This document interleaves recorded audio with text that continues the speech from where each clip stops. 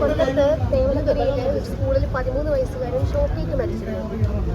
ആ സംഭവത്തിൽ എന്തെങ്കിലും പറയാമോ? ഞാൻ സത്യത്തിൽ ഇന്നത്തെ വാർത്ത ഒന്നും കണ്ടിട്ടില്ല. ഞാൻ രാവിലെ മുതൽ വടക്കുന്നാഥ ക്ഷേത്രത്തിലും അത് കഴിഞ്ഞ് ഈ തിയേറ്റർ വിസിറ്റും പിന്നെ അന്തിക്കാട് വെള്ളക്കെട്ടൊക്കെ ഉണ്ടായിട്ട് അവിടെ കോളനികളിലെല്ലാം ഞാൻ സന്ദർശനം നടത്തി വരികയായിരുന്നു. ഒന്നും അറിഞ്ഞിട്ടില്ല. എനിക്ക് മനസ്സിലായിട്ടില്ല എന്താണ്. കൊല്ലത്ത് ഷോക്കേറ്റ് ഒരു വിദ്യാർത്ഥി മരിക്കുകയാണ് ചെയ്തത്. ഒരു സ്കൂളാണ്. അപ്പോൾ ആ സ്കൂളിൽ പഠിക്കാൻ കെട്ടിടത്തിൽ നിന്നാണ് ഷോക്കേറ്റ്. കോട്ടയം മെഡിക്കൽ കോളേജ് അപകടത്തിന് പിന്നാലെ ഒരു സ്കൂളിൽ പഴയ കെട്ടിടം, അതായത് അതിന് മുകളിൽ KCBയുടെ ലൈന് താഴ്ന്നു കിടന്നതാണ്. അപ്പോൾ ആ ലൈനിൽ മുകളിലേക്ക് കുട്ടി കെട്ടിടത്തിന് മുകളിലേക്ക് കുട്ടി കയറിയ സമയത്ത് ലൈനിൽ നിന്ന് ഷോക്കേറ്റാണ്. എടുക്കാൻ വേണ്ടി കയറിയതാണ്.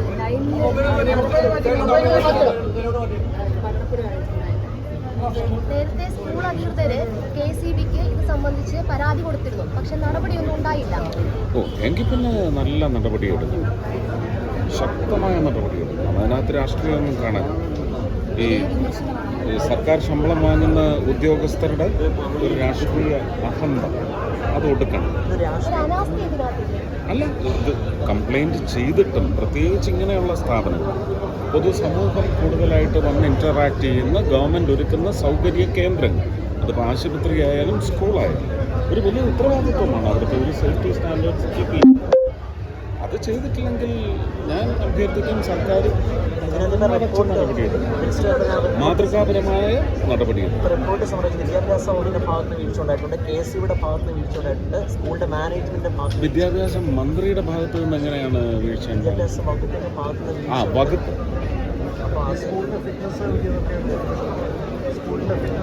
DO അതിന് ഉത്തരം പറയണം അല്ലേ? ഡിസ്ട്രിക്ട് എഡ്യൂക്കേഷൻ ഓഫീസർ അതിന് ഉത്തരം പറയണം. അദ്ദേഹത്തിൻ്റെ റിപ്പോർട്ട് വന്നോ? വരണമല്ലോ, 24 മണിക്കൂർ കൊണ്ട് വരണ്ടേ?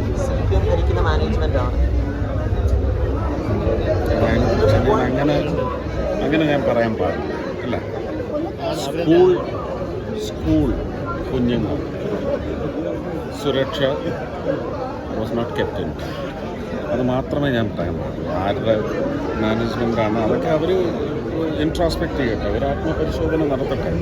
ഇങ്ങനെയൊക്കെ മാനേജ്മെൻറ്റ് കൊണ്ട് നടത്തണമെന്നുള്ളത് പ്രാപ്തിയില്ലെങ്കിൽ കളഞ്ഞിട്ട് പോട്ടെ, അത്രയേ ഉള്ളൂ. ഞാനത് അറിഞ്ഞിട്ടില്ല. ഞാനിന്ന് മൊത്തം രാവിലെ മുതൽ പടത്തിൻ്റെ ഇത് വലിയ അഭിപ്രായമാണ്, നല്ല അഭിപ്രായമാണ്. നല്ല ഒരു അമൂല്യമായ ചിന്ത പടത്തിൽ നമുക്ക് വിതരണം ചെയ്യാൻ സാധിച്ചിട്ടുണ്ട്. അത് പഠനം. അതെ, ആ പോരാട്ടമൊക്കെ സഹജമാണ്. വിവാദമുണ്ടായ സമയത്ത് മന്ത്രിയുടെ ഒരു മൗനം, അതും വലിയ രീതിയിൽ മൗനമല്ല. നിങ്ങൾക്ക് അറിഞ്ഞൂടെ, ഞാൻ ട്രഷറി ബെഞ്ചിൻ്റെ ഭാഗമാണ്. എന്താണ് ഓത്ത് എന്താണെന്ന് ഞാൻ അറിയട്ടെ, ഞാൻ മനസ്സിലാക്കണം. ഞാനങ്ങനെ ഇതിനകത്തേക്ക് ഫ്യൂവലോ ഫയർവുഡോ ഇടാൻ വേണ്ടി നിൽക്കേണ്ട ആളാണ്. അത് കൃത്യമായിട്ട് അതിൻ്റെ പ്രൊഡ്യൂസേഴ്സിന് അറിയാമായിരുന്നു എന്ത് ചെയ്യണം. അവരത് ടേക്ക് ഫോർവേഡ് ചെയ്യും.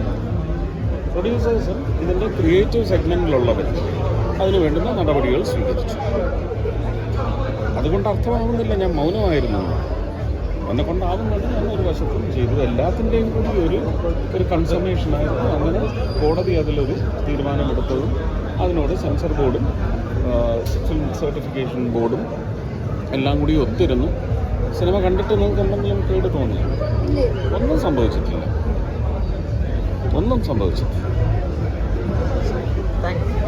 സിനിമ എന്താണോ ഉദ്ദേശിച്ചത് അത് പൂർണ്ണമായിട്ട് നമുക്ക് എത്തിക്കാൻ. What is in a name, അങ്ങനെ ഒരു പുസ്തകം തന്നെ. There is in a name എന്നുള്ള പക്ഷക്കാരനാണ് ഞാൻ. പക്ഷേ എങ്കിലും what is in a name അതൊന്നും ഇതിനകത്ത് ബാധിക്കപ്പെട്ടില്ല.